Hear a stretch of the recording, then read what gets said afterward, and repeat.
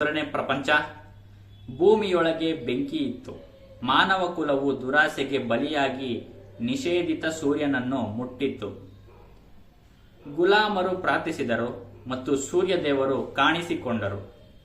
ಭೂದೇವರು ಕೋಪಗೊಂಡು ತನ್ನ ನರಕಾಗ್ನಿಯ ಸರ್ಪದೊಂದಿಗೆ ಜಗತ್ತನ್ನು ಸಾವು ಮತ್ತು ಕತ್ತಲೆಯಲ್ಲಿ ಆವರಿಸಿದನು ಮತ್ತು ಅವರು ಎಂದಿಗೂ ಭೇಟಿಯಾಗುವುದಿಲ್ಲ. ಇದಿಷ್ಟು ಫಸ್ಟ್ ವರ್ಲ್ಡ್ ಬಗ್ಗೆ ಇರೋ ಘಟನೆ. ಇವಾಗ ನಾವು ಸೆಕೆಂಡ್ ವರ್ಲ್ಡ್ ಬಗ್ಗೆ ತಿಳ್ಕೊಳ್ಳೋಣ. ಎರಡನೇ ಪ್ರಪಂಚ. ಶೂನ್ಯದೊಳಗೆ ಉಸಿರು ಇತ್ತು. ಅರಣ್ಯ ದೇವರು ರಾಕ್ಷಸನನ್ನು ಪಳಗಿಸಿದನು ಮತ್ತು ಸೂರ್ಯನು ಯುದ್ಧದ ಬೆಂಕಿಯನ್ನು ಹರಡಿದನು. ಅರ್ಧಚಂದ್ರದವರು ಕನಸು ಕಂಡರು, ಪೂರ್ಣಚಂದ್ರದವರು ಕನಸು ಕಂಡರು.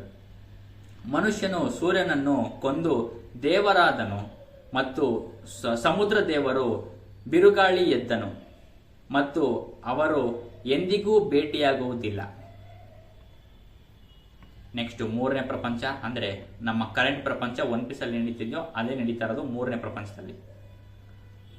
ಅವ್ಯವಸ್ಥೆ ಒಳಗೆ ಶೂನ್ಯತೆ ಇತ್ತು. ಅನಾನುಕೂಲ ಅವಶೇಷಗಳು ವಾಗ್ದಾನ ಮಾಡಿದ ದಿನಗಳನ್ನು ನೆನಪಿಸಿಕೊಳ್ಳುತ್ತವೆ ಮತ್ತು ಅರ್ಧಚಂದ್ರ ಧ್ವನಿಯನ್ನು ಕೇಳುತ್ತವೆ.